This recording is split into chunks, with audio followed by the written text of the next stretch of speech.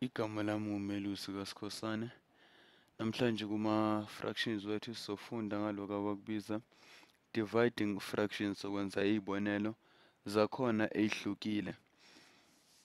Phambi kwethu kuthiwa si-divide noma sihlukanise i-fraction la wethu.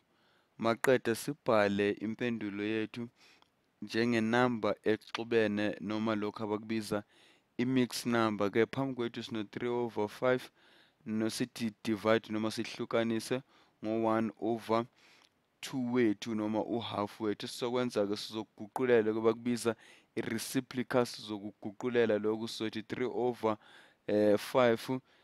Ukhumbule ukuthi sishintsha uphawu lwethu leli esibala ngalo silenza u-times noma usiphindaphindwano, asisebenzisi u-divide noma ukuhlepula noma ukuphinda kabili. Sizokwenza sokwenza u-times hhayi u-divide. U-divide lo uhlukanisa kabili, sokwenza kepha ukuphindaphinda kabili. Sesizothatha u-1 over 2 wethu simenze u-2 over 1 wethu, 2 by numerator, u-1 abe i-denominator yethu. Masibala-ke u-3 mawumphinda ka-2 uthola u-6, u-1 mawumphinda, u-5 mawumphinda ka-1 uthola u-5 wethu.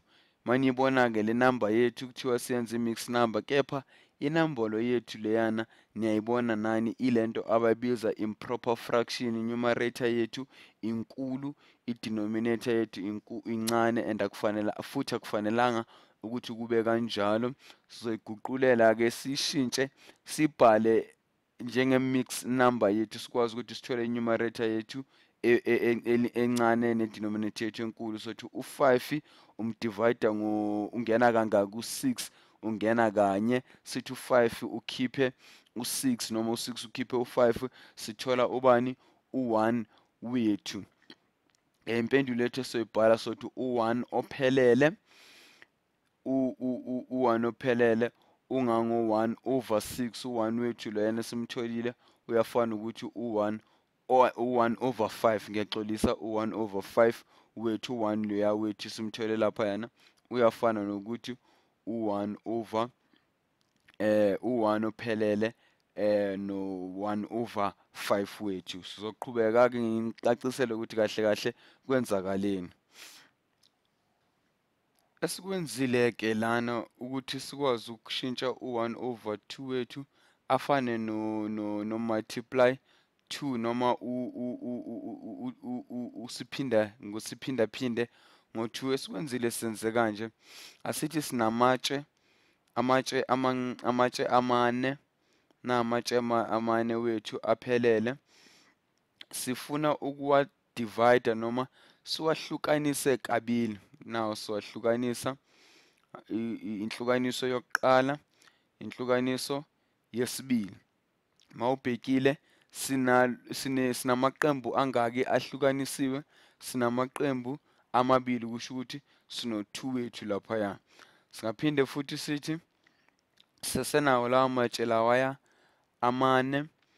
Engifuna ukwenza-ke manje, amatshe wethu amane sizowahlukanisa ngalokhu abakubiza uhalf, noma itshe ngalinye sohlukanisa uhlangothi lwalo ukuze sibale ukuthi sithola amaqembu awungakhi. Ilitshe nelitshe solihlukanisa ngo-1 over 2. 1 over 2 wethu ku-mathematics simbiza ngo-half. Litshe lodwa bona silihlukanisa ngo-half, silihlukanise ngo-half. Elinye lesibili siphinde leli silihlukanise ngo-half, silihlukanise futhi ngo-half, sihlukanise uhlangothi wonke, siwahlukanisa uhlangothi lwalo ngalinye ngalinye. Mase sibala-ke konke, uma ungabala sithola amahlangothi esesiwahlukanisile awu-8, sikuphuma namaqembu awu-8 ahlukanisiwe. Kuyafana-ke nokuthi u-4 wethu loya sizothi